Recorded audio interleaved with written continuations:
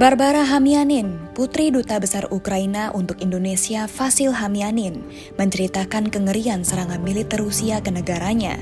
Bagaimana dia melewati malamnya mencekam dan selalu berusaha untuk tidak merasa panik.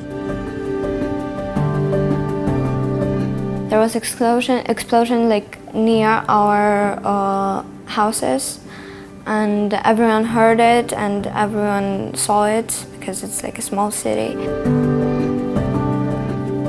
Gadis berusia 17 tahun ini juga merasa putus asa ketika tak bisa menghubungi teman-temannya yang terjebak di wilayah perang. Apalagi dia mengetahui Rusia menyita alat komunikasi warga di wilayah yang sudah diduduki. Russian soldiers took their phones, so they couldn't stay in touch. So it was very scary, and we didn't know if they are still alive or not. Dengan semua pengalaman buruk menjadi korban perang, Varvara yang ingin mendalami kemampuan akting ini tak habis pikir karena masih banyak yang meyakini apa yang terjadi di Ukraina hanyalah sebuah kebohongan. Really, you really think that our government was trying to destroy all our country to say that Russia did it? That sounds stupid.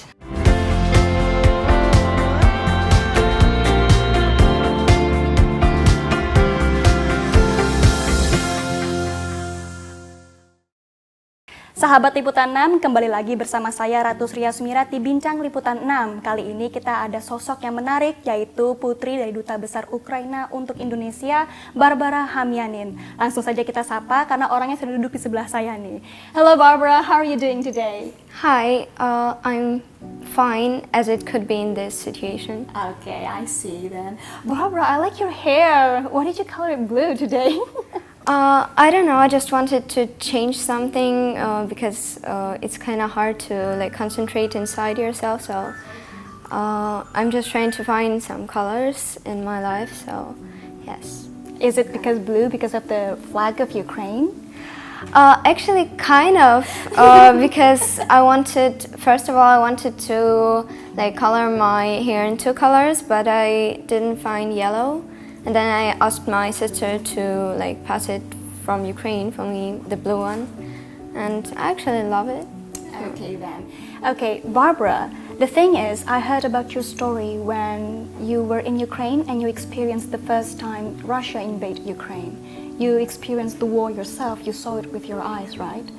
What was your feeling like when you had to go to Indonesia and leave Ukraine? Actually, it was very hard because it was nervous and scary there, but it was much more complicated to move from Ukraine because all my family is there, my friends out there, and it's my home, it's my country, and it's a hard moment for each Ukrainian, and it was very sad. We were crying during this trip, small trip, and the saddest moment was to say goodbye to my mom because she left. Okay. Can you please tell us or describe to us the moment when you saw with your own eyes the war happening? Actually, in my small town, it was not that hard and hot situation, and we didn't see tanks, and no buildings were really destroyed. But I think the scariest thing I saw was the explosion. In the first day, there was explosion near our houses, and everyone heard it and everyone saw it because it's a small city. And second moment was when it was night, and the planes, military planes, were flying, and you heard them, and you didn't know if that were your planes or it was Russian planes, and we were just sitting in the corridor with my family, and we were trying not to panic, not to make panic other members of the family, so kind of like this. I see. So you mentioned that you had to leave your mother in Ukraine when you went to Indonesia. Are there any other living relatives in Ukraine right now?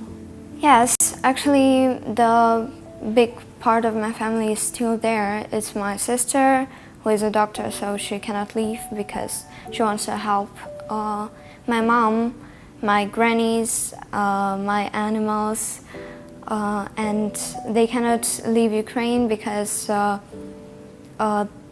are a lot of animals there and they cannot leave them because they are also a part of our family. And you also mentioned that you had to leave a lot of people in Ukraine, right? And you also have to leave your friends, I believe. So do you still have any contact with them?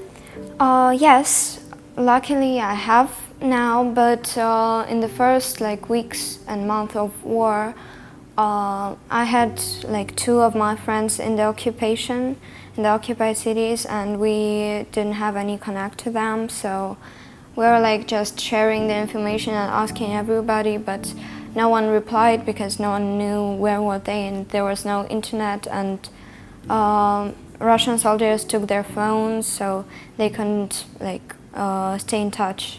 So it was very scary, and we didn't know if they are still alive or not, because that cities were under the bombings also and under the occupation. And but after a month of the war, on this, I think in April, they all went out of the occupation because our forces liberated these small villages and towns. And yes, now I have contact with all of my friends who are there. Yeah, even the ones that are in the city that is sieged by Russian. Yeah, luckily they are all alive now.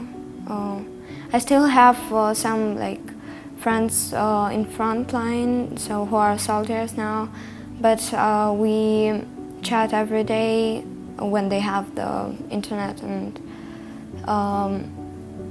it's scary. Of course, it's hard to understand it, but as far as they reply,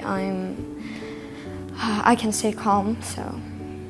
So you have friends on the front lines as well. Are they all the male friends? Yes, there are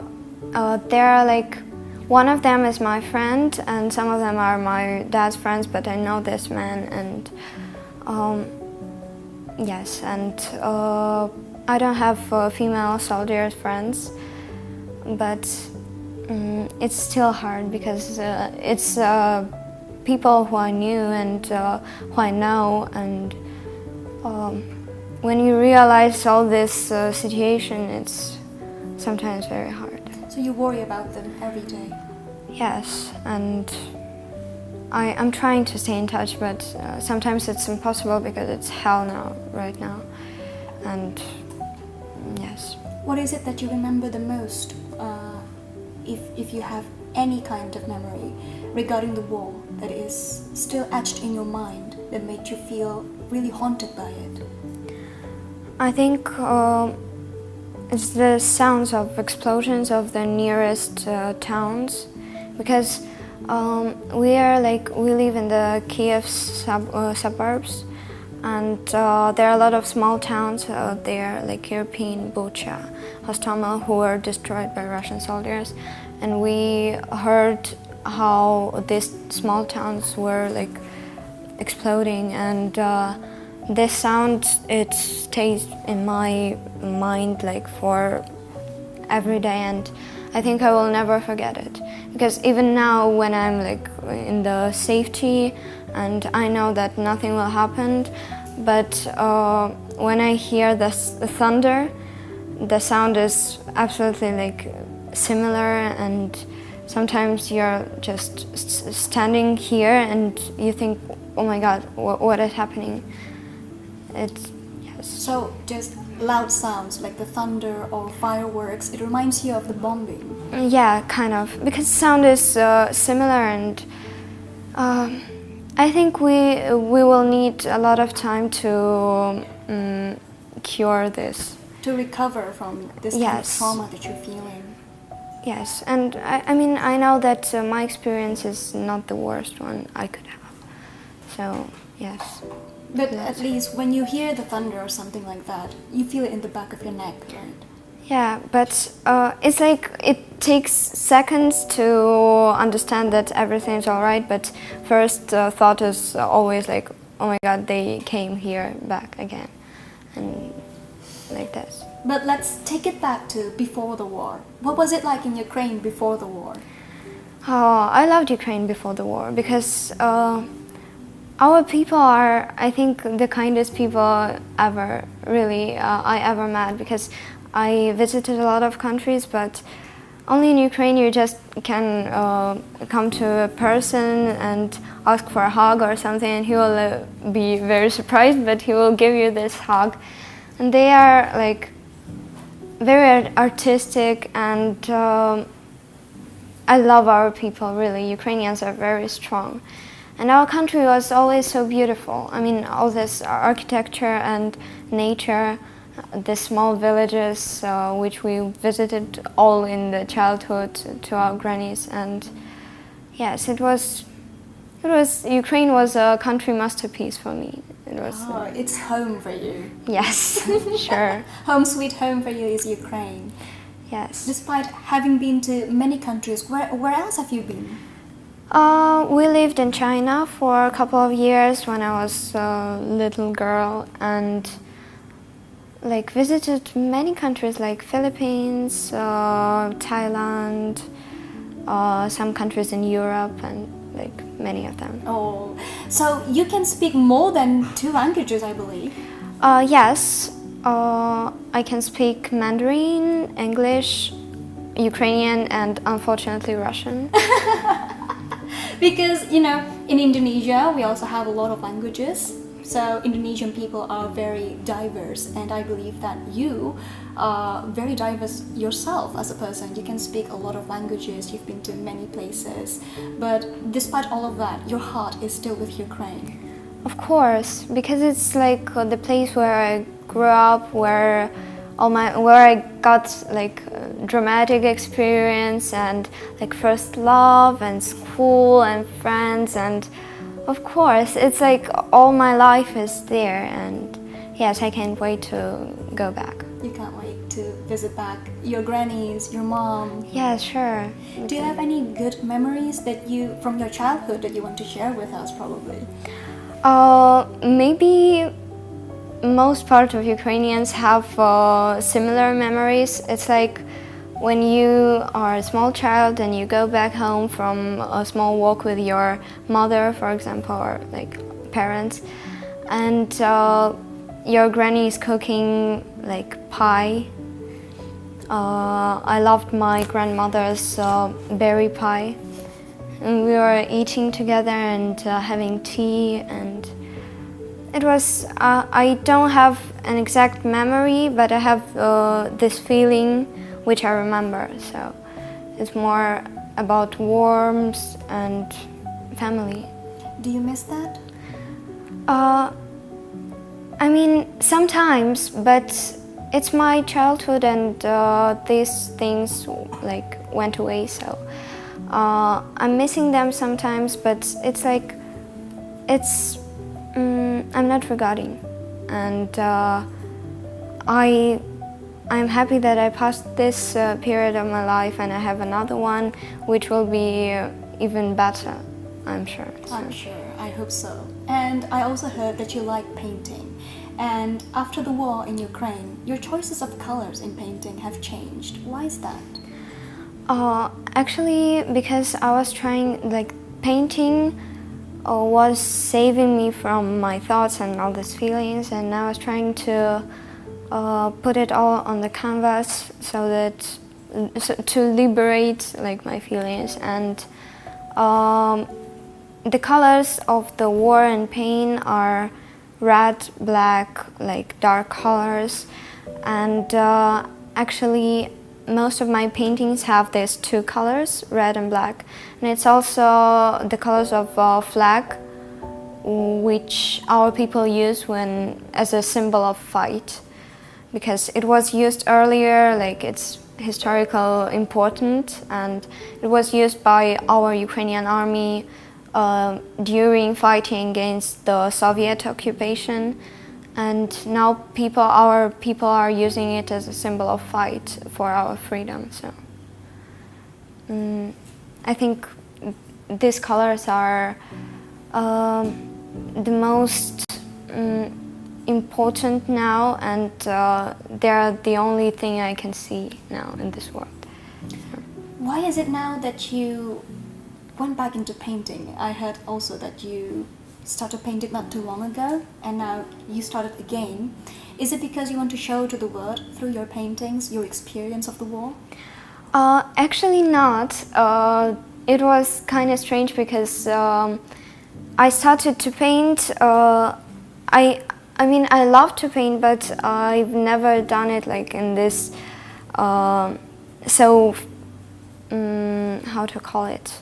Every day I didn't do that. It was like a hobby, and but after the war started, I didn't know where to put my emotions, because a lot of emotions and all this fear inside and anger, and I just didn't find another way to show these emotions. But actually these paintings were not made to show them to anybody, and it was only my dad who started to post them. So yes, now these paintings are kind of showing the world what am I feeling and what all the Ukrainians feeling. But first of all is my emotions, which I was trying to put somewhere, because too much emotions. So it's thanks to Dad that suddenly everybody's eyes is on you because they saw your paintings on your dad's page. Yeah, kind of like that. It is kind of embarrassing, but if I can do at least this to show the world what is happening, I will do it again and again. Okay. So how many paintings of the Russian invasion in Ukraine that you've painted so far? Actually, most of my paintings have this symbolic of Russian invasion and this fight and pain, but I think maybe 20 of them. Actually, I'm not trying to put it everywhere, but even when you are trying to paint a fair, like light picture, you still have this war in your mind. So I think nearly in every painting that you've painted, in a way there's a symbol of the... Yeah, sometimes it's flower language, sometimes it's power of colors, sometimes it's just Ukrainian, like symbolic and like nature. Sometimes it's like photos from Ukraine, and it's everywhere because it's following me in my thoughts. So. You're very artistic in a way, because you use the flower language, you use a lot of colors that you think can depict your feelings. You also use the colors red and black to show the fight of Ukrainian people against the Russians. And regarding this flower language, what flower do you like to use the most in your paintings? Actually, I usually choose different. But one of my favorites is definitely sunflower, because I don't use it so much, but it's like a symbol of Ukraine, and I love how they look like. So it looks very positive, and it looks just so yellow. Yes, and when I was a small girl and we were going to the granny's house, we were passing all these fields with the sunflowers, and I loved watching this because it looks like a yellow sea, and yes. A sunflower field. So Yeah. filled with sunflowers. Yes. Oh, I've never seen such thing, to be honest. Oh, you have to visit Ukraine. There are a lot of things like this. Okay, Ukraine has a lot of parks, you said. Yes.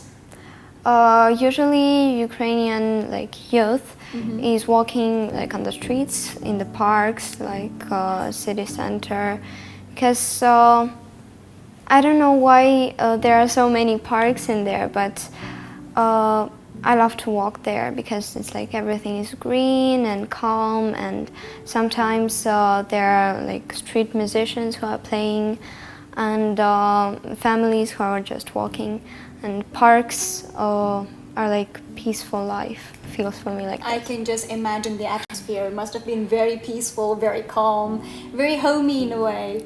And also, is it true that you're also raising money for the Ukrainian people through your paintings? What's the process like? Actually, we are not raising money right now, but we are planning to organize an auction in Bali to sell my paintings and other artists' paintings, and to send this money to the Ukrainian maybe children, or for the humanitarian needs, or to the doctors, medicine, and other. There are a lot of things which need money because the war is not ended still, so we're just trying to do everything we could. Okay, so Barbara, the next question is that I would like to know. I heard that your TikTok account got banned. Why is that? Actually, I think that it's because the office of regulating TikToks, Ukrainian TikToks, is in Russia, and I was talking about the Russian aggression. Maybe because of this, maybe because of the reports of the netizens who are reporting to my videos. I'm not sure, but the fact is here in front of us, and I think it's because I was talking about the truth, and people don't want to hear it, because the truth is sometimes very hard and painful and scary. What do you feel when your TikTok account suddenly got banned? I wasn't surprised, because there are a lot of Ukrainian TikToks who are being blocked. And I understood that, and I was like, okay, I will wait for them, but for the day it will be unblocked again. But then it was continuing for a month, and then I got really angry and sad, because I was like, no. It was only way to share any information I got, and that made me a bit sad, I think, and yes, but now it's okay, it's working, and I'm continuing to doing my TikToks. It's not something very serious, but I'm just sharing the news which we get every day, about all this. Okay, since it's been unblocked, so you started making contents again, and mostly it's about the news you heard about Ukraine. Yes, it's it's not very official and serious. It's sometimes it's talking video, just me speaking, or sometimes it's jokes or sarcasm or something, and it's not very hard for me, and it's useful sometimes because it's still an information war also, because the war is not only going on with the weapons and tanks, with the information too, and it's useful to share any information you got.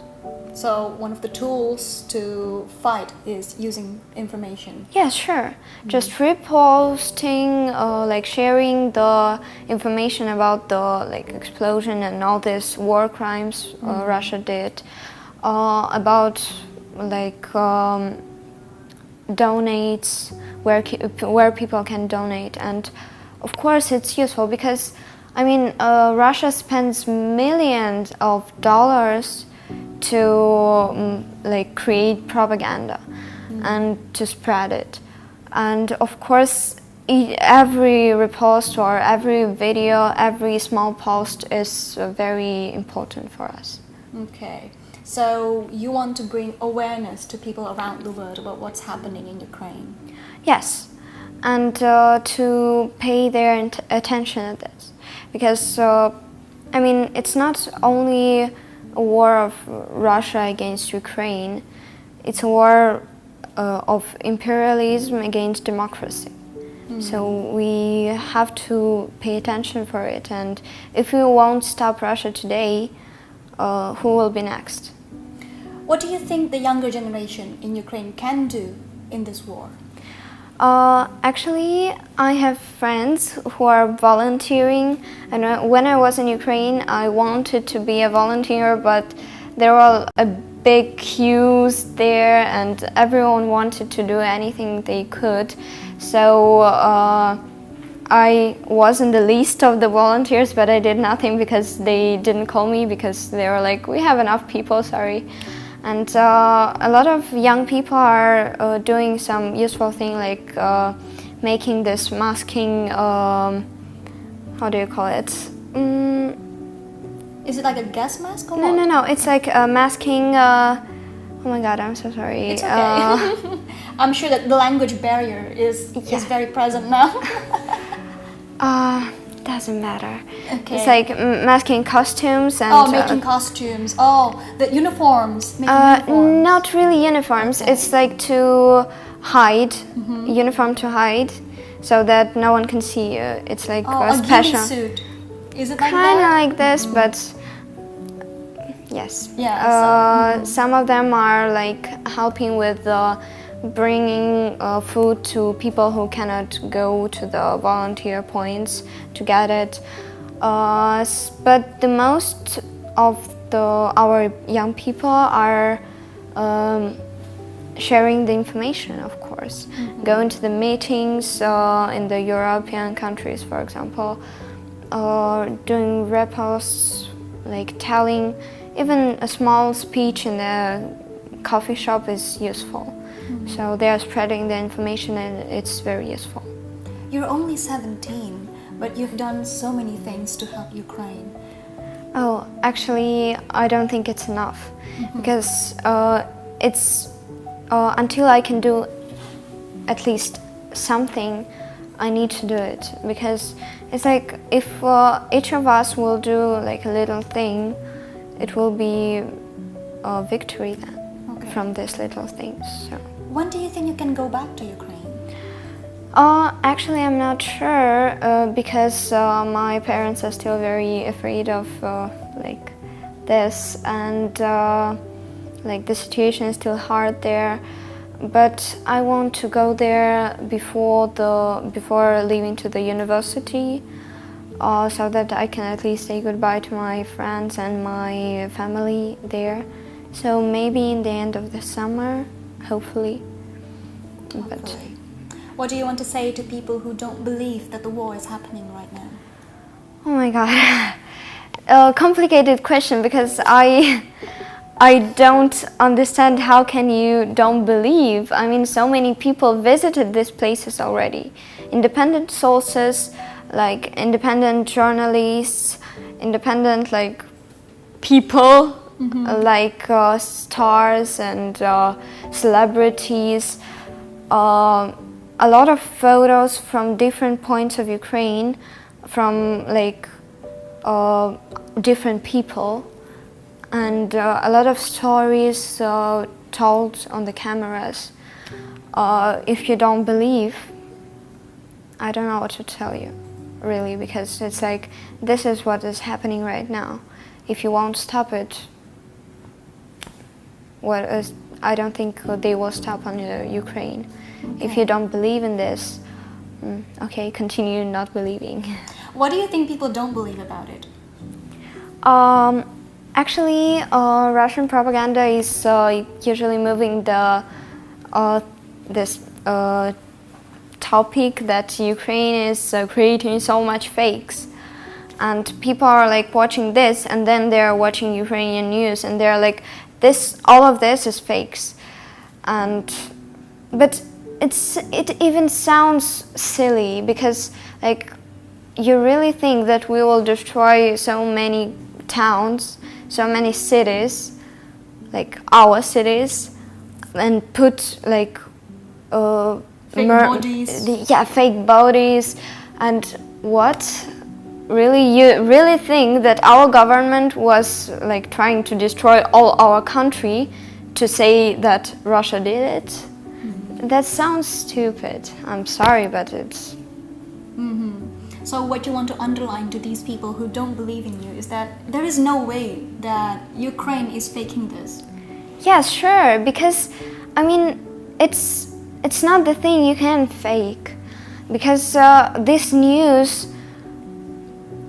like a lot of dead people and these corpses on the streets, and I mean, I know that if they don't believe now, maybe they won't believe even after me saying this, but even my mom, who is living in the like quiet small town, when she was volunteering and taking some like needs and foods to the people in Bucha, Irpin, I think everyone heard about Bucha and everything what happened there, and this small, calm and pretty town, my granny lived there, and it's totally destroyed. And on the streets, like on the roads, on the highway, there are corpses, and there are like cars smashed by tanks.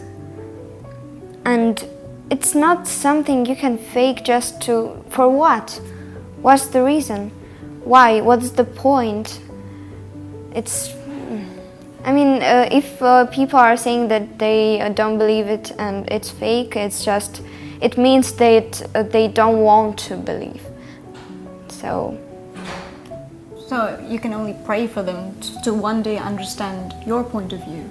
Yes, I mean, they will one day, when we will get this victory and all this, all their war crimes will be in The Hague. They will see it, and then it will be a big, I think, big shame, because when our people were screaming and crying and telling like there is these things which are happening, and our people are dying, and they were like, no, it's fake. And after this, I think they will be ashamed. Okay. So, lastly, Barbara, what do you want to say to the world about this war as a younger generation? Actually, I have like one very important message, and it's the thing which I understood only when the war started. Just you have to check and analyze the information. You cannot just take what I said or what like Russian people said and just believe in it. You have to check, and the truth is always much like simpler than the lies, because when you are lying you can say anything you want, but the truth is only, and you can check it like anywhere.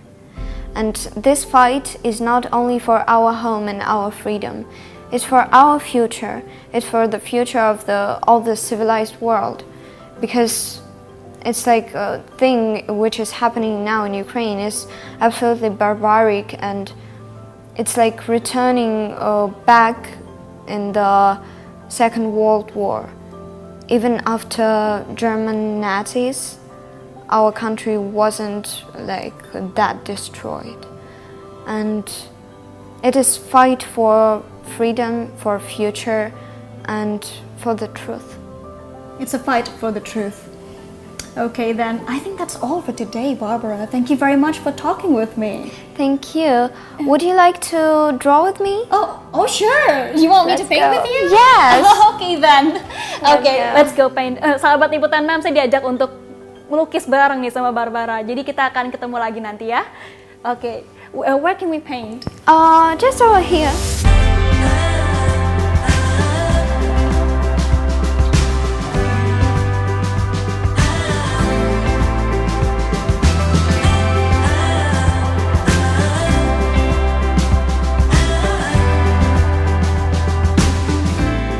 Okay, I think we are done with it. Okay then. What do you think about it? I want to thank you so much because you joined me, and I think it's pretty cool. Okay, for a 30-minute painting, it's pretty cool. What do you think is the painting about? It's about the life. How can it be the peaceful life, the normal life? Because peace is a normal, like, and how it is actually for us. It's the occupation, death, fire, and war. Okay, so my side here is about before the war. Yes. And this is after the war. Yes, and maybe not after, during. During the war now. And it will be after too. Oh yes, it will be after too. So there is no start and no finish, it's just what's currently happening. Okay then, thank you so much for talking to me today. Thank you. It was a great experience. It was a great experience painting with you as well. Itu dia sahabat liputan6.com ya. Terima kasih banyak sudah menonton sampai akhir dan kita akan bertemu di Bincang Liputan 6 berikutnya. Sampai jumpa.